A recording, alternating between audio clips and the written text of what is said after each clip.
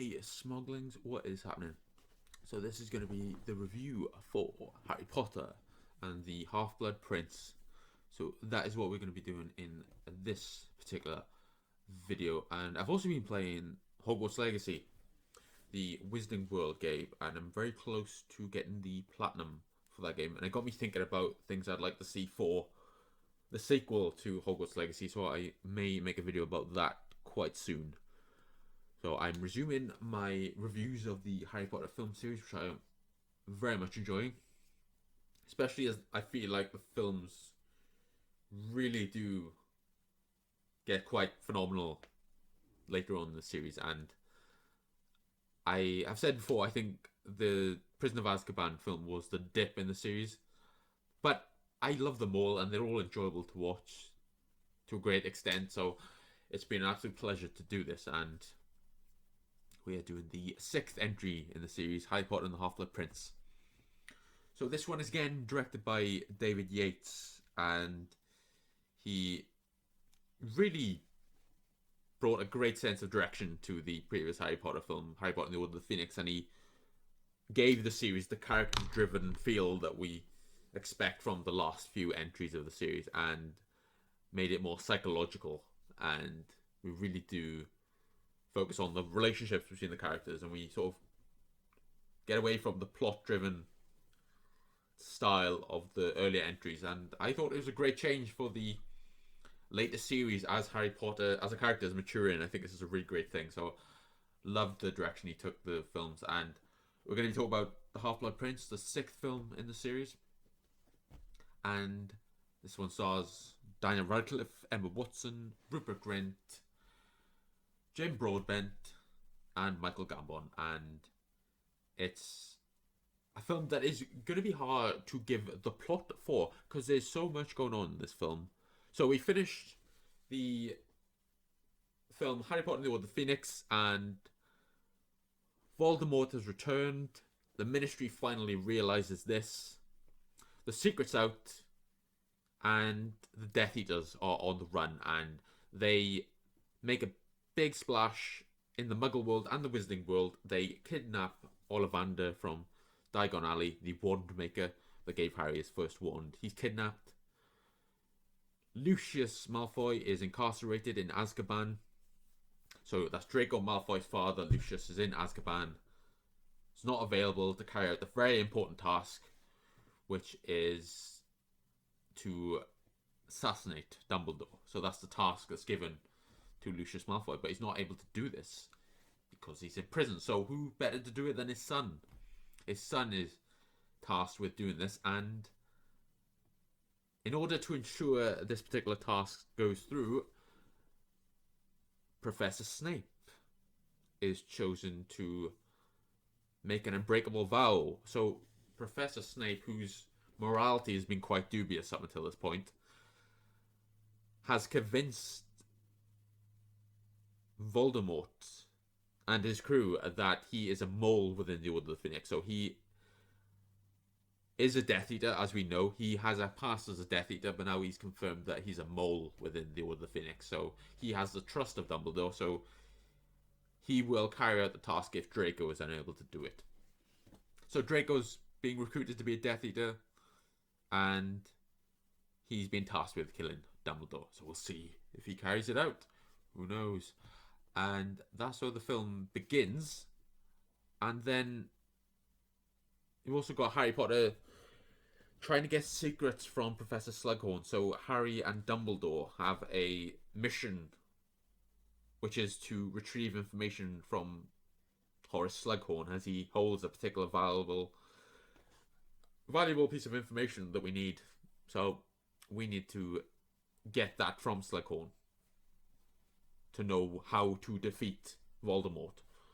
So there's a lot of threads going on in this film, and this film is, interestingly, the most light-hearted of all the Harry Potter films, I'd say. And it's got a really great sense of humour. Throughout the bulk of the film, it is quite humorous, and it's not got the immediacy and the sense of urgency that a lot of the previous Harry Potter films have, funnily enough.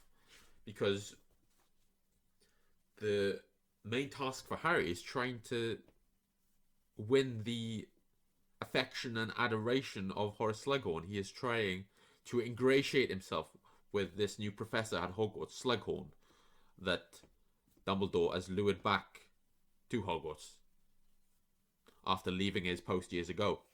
So we're trying to get that bit of information from Horace Slughorn, as he was someone that had a relationship with Tom Riddle before. They were on friendly terms before, so we need that bit of information from him. And David Yates returns, like I said, and brings an amazing sense of style to this film, and really beautifully shot film. You can see that from the introductory sequence where Harry is in the Ministry of Magic after the Order of the Phoenix and is being escorted away by Dumbledore when the paparazzi are at him, and you see Dumbledore's hand around Harry's shoulder, and the paparazzi are taking the photos, and it's really stunningly shot sequence, and the whole film is so stunning. It's one of the most beautiful films in the Harry Potter series, and David Yates is such a great director in that way. He really does direct the film so well, and I love that particular part of the film. And like I said, the humor is really great in this film. You see a different side to Harry, where he is quite humorous, and he has moments to show his lighter side, which he hasn't had before, and I did like that quite a lot. And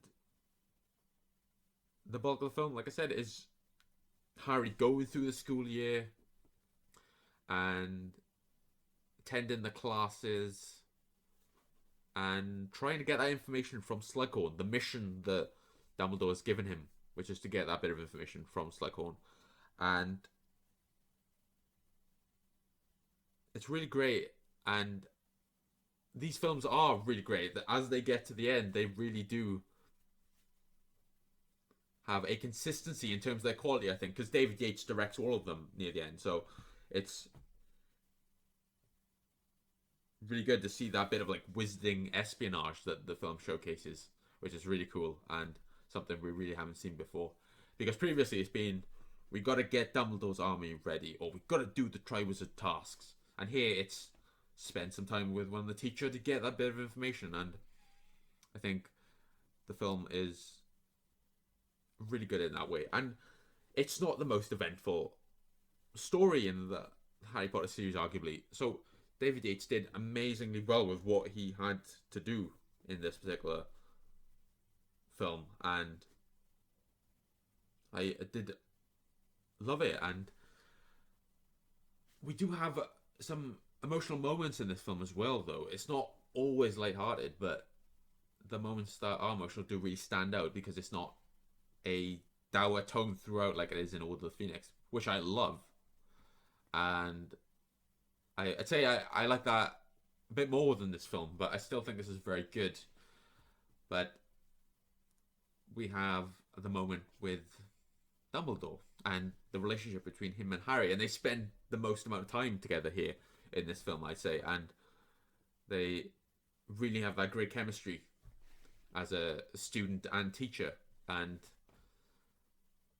they spend a lot of time together trying to work out this bit of information that is needed from Slughorn and reclaiming the Horcrux that is needed and finding out how to get that information from Slughorn to defeat Voldemort, the Dark Wizard.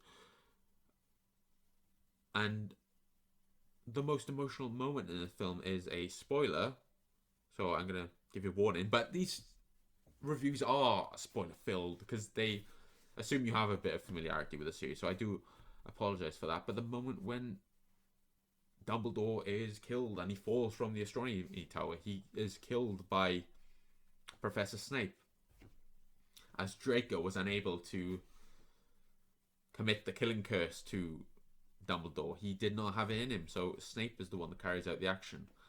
And I really thought it was beautifully done, very emotional. We love Dumbledore as a character throughout the series, and it really does make you very emotional when you're seeing it, and it's very well done. And this is a dark chapter by the end when you actually see what has happened throughout the film, and we know that the trio now have to get the Horcruxes. They have to find the Horcruxes to defeat the Dark Lord and try to get rid of him from the Wisdom World, which is a very good setup, and that is what is the case with the two remaining entries. It's good to mention as well that we do have the relationship between Harry and Ginny in this film, so we see that for the first time Blossom, and I will say that is a bit forced, and I thought it was forced in the book as well. That is probably one of my least favourite aspects of the Harry Potter series. I think that Harry and Ginny don't really belong together, and it's something that doesn't entirely feel natural. It feels like it is quite artificial in a way. But the actors still do a very good job with the chemistry, and it is the way it is, so it is something that has to be accepted. But still a very good film. I loved this film. Thought Harry Potter and the Half-Blood Prince was very good, and leads into another two films that are very great as well, which are Harry Potter and the Deathly Hallows Part 1 and Deathly Hallows Part 2. So looking forward to rewatching them for the last remaining two reviews of the series. So that is my review of Harry Potter and the Half-Blood Prince. Very good film. Loved it.